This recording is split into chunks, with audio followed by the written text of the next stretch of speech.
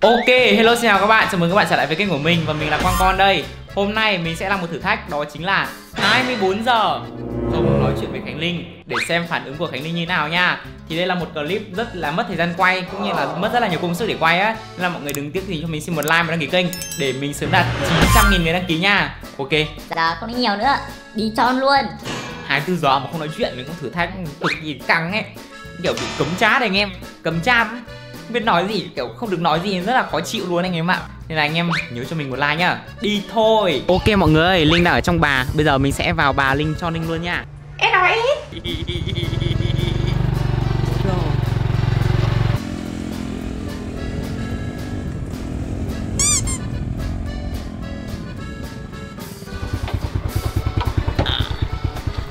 Anh biết em ở đây để báo. Sao biết? Sao biết ta ở đây? Hả? Tại sao không nói gì? Vì sao vậy? Câm à? Mồm ra. Nói gì đi? Quay gì? Anh nào đây? Này. Này. Không nói gì? Gì kỳ vậy? Quay gì? Ơ, điên à? Nói đi. Sao vậy? Anh bị sao vậy? Anh bị sao vậy? Mở mồm ra, nói. Quay cái gì? Nói hỏi chẳng nói tự nhiên nó như rố vừa xuống nơi á. Câm à? Hả? Bị câm phải không? Có bị câm không? Mà tao không nói gì? Nói. Bỏ ra. Biến mẹ. Ui mọi người, mình phát hiện đây có một quả ổi cực kỳ ngon, nhưng tội nó hơi bé tí. Đây. Chín kiểu ương ương. Ngon này, em. Ăn gì đấy? Ơ, sao anh vứt đi? Sao anh không cho em ăn? Mẹ.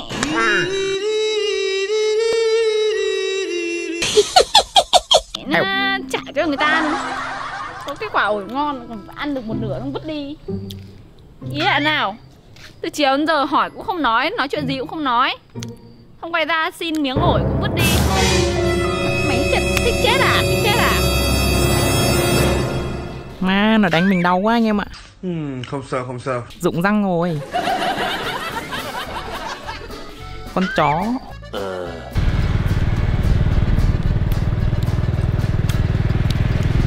Ngon lắm.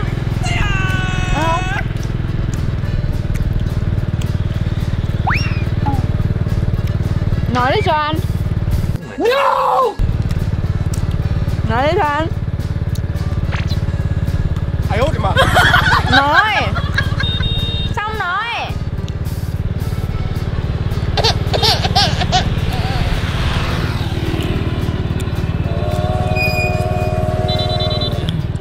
Nè. Còn một cái rồi, ăn không? Nói đi em cho ăn. Nói. Ăn không? Có đi.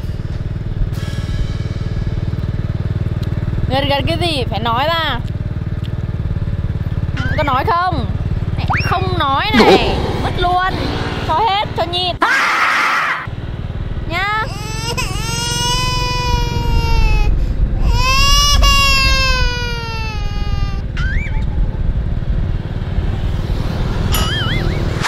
Con mời bố mẹ ăn cơm ạ. Thế sao không mời em? Làm sao vậy? À, tao biết rồi. Mày bơ tao, mày không nói chuyện với tao. Mày có thể nói chuyện với tất cả mọi người, mày không nói chuyện với tao. Mẹ sư mày nha. Mẹ.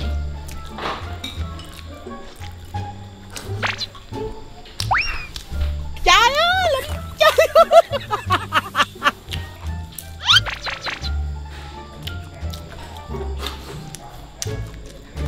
Ai út mà. Điên à?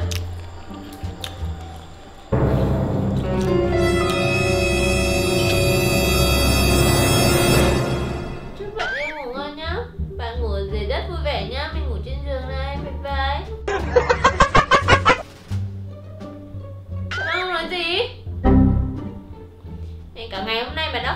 gì rồi mình để tao cáo.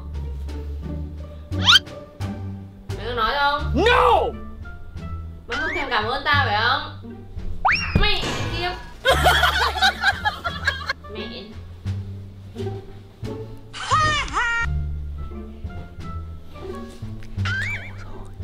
Cáu rồi anh em.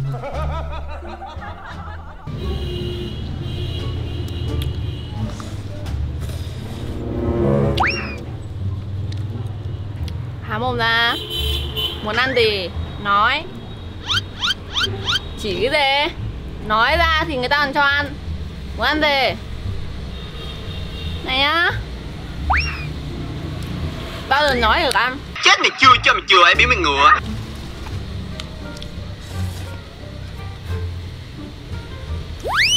Có ăn không? Cứ há mồm chẳng nói câu nào là sao? Nào, há mồm ra nào. Ủa mình nhịn lâu lắm rồi đấy nhá. Cứ nói thì không nói. Cứ quay quay ấy, khó chịu nhá. Không ăn thì ăn cứt. Trời ơi, làm trời. Nói không nói được cậu cậy mồm nó không nói câu nào.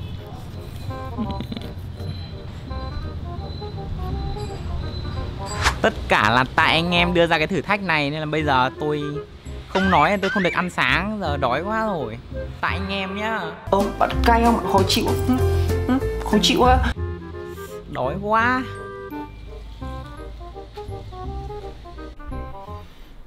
Cho mọi người xem hai con mèo mới đẻ nhà Linh này. Đây là con xám xi măng. Với cả con này, con đen con này giống hệt con mẹ. Trời ơi, mày định nhảy xuống đây hả mày? Con nào xinh hơn mọi người? Con này xinh hơn mọi người comment số 1. Con này xinh hơn mọi người comment số 2. Con nào được nhiều comment hơn mình sẽ mổ thịt con đấy. Hả? Ok, Việt Nam nói là không làm nhá. Anh ơi, anh làm gì mà lâu ấy? Vệ sinh gì mà mãi vệ sinh không xong ấy? Có một kiểu khó cái mồm không biết nói à? Cái ngày hôm nay đã thấy rồi, khó chịu vậy. Anh làm gì mà anh không nói được một câu, anh ngồi em lấy trả ban anh không cần tiếng hay rồi. Anh không nói là mở cửa đấy. Nó đang chửi anh em ạ. Có nói không? Nó đang chửi. Mày nói không? Nó tao chịu mày luôn đấy, tao thề. Tao quá chịu mày luôn.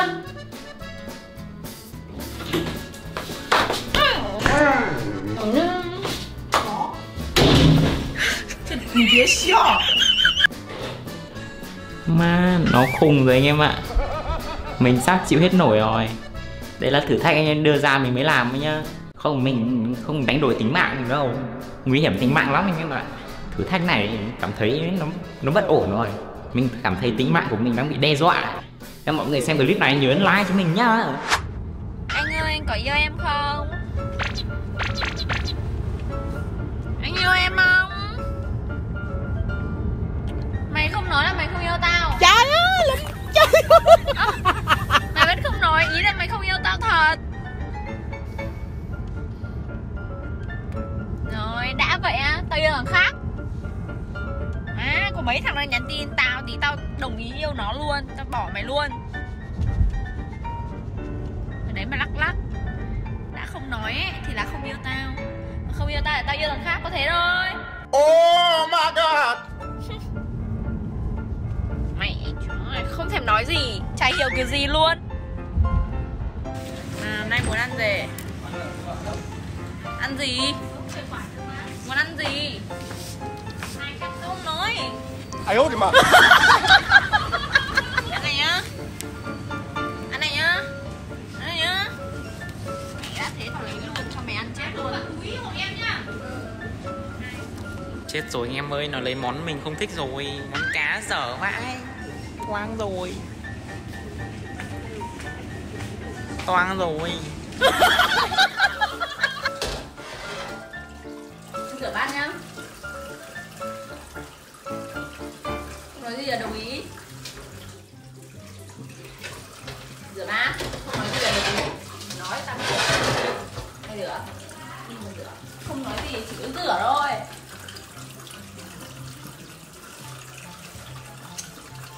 anh em ấy. Giờ mình bị ăn hành rồi, anh em vừa lòng chưa? Đương nhiên đang lành rửa vào đống bát. Chết không như này. Nắng quá. Đố mọi người biết đây là quả gì nha. Đây, mình ăn cho mọi người xem. Ở trong nó như thế này. Ngọt vãi. Thơm. Ngày xưa hay đi thả trâu ấy, thả bò. Cùng thằng bạn mình hay ăn quả này. Bây giờ lâu lắm mình được ăn lại. Nắng quá, thôi đi tròn Khánh Linh tiếp ấy. Quay cái quái gì, xuống Hải Tông người ta đi này. Nói thì chẳng nói. Rất là cáu nhá. Rồi cứ để người ta phải ra Hải Tông. Như cứt. Quay gì? Anh ơi, anh giận em gì à? Từ hôm qua giờ không nói gì. Anh cứ quay. Anh giận em gì à? Em đấm lưng cho anh nhá. Được không? Nói gì đi. Em bóc lưng cho anh đây gì. Anh ơi, em châm anh nhá. Em châm anh gì? Anh nói đi. Làm sao vậy? Nói đi. Anh nói đi. Anh ơi. Anh nói gì đi. Đây em đấm lưng cho anh. Em thơm anh. Em vuốt đầu anh. Bóp mũi anh. Nếu nói này. Ngọt không muốn gì. Người ta đã dỗ ngọt rồi còn không nói. Muốn gì nói một câu. Muốn chia tay phải không? Muốn tới thằng khác gì? Người ta đi theo thằng khác luôn. Quái gì? Từ hôm qua đến giờ dỗ ngọt cũng không được, đánh cũng không được. Muốn gì cũng không nói.